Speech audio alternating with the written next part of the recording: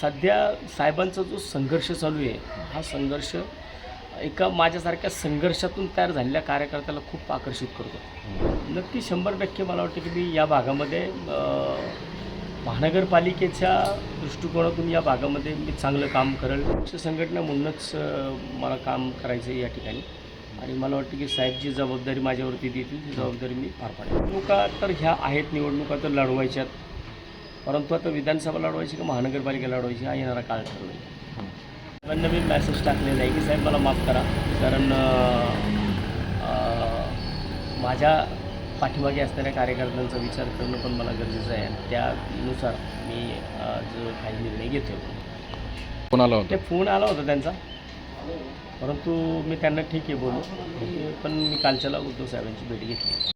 पण शिवसेनेमध्ये मी शेवटी एक राजकीय पक्षाचा कार्यकर्ता आहे. राजकीय पक्षामध्ये गेली अनेक वर्ष 15 वर्ष नगरसेवक म्हणून राहिले आणि मला वाटतं की येणारी विधानसभा असेल किंवा महानगरपालिका असेल, ह्या निवडणुका डोळ्यासमोर आहेत आणि मला वाटतं मी पूर्वश्रमीच्या शिवसेनेत होतो. याच ठिकाणी शिवसेना शाखा होती माझी आणि अनेक वर्ष म्हणजे मला वाटतं की 18-19 वर्षाचा असताना मी पहिली शिवसेनेची शाखा या ठिकाणी काढली आणि त्याच्यानंतरनं 31 वर्षाचा होसपर्यंत मी शिवसेनेमध्येच होतो आणि 31 वर्षाचा असताना मी या ठिकाणी नगरसेवक म्हणून मनसेतून आलो पहिल्यांदा.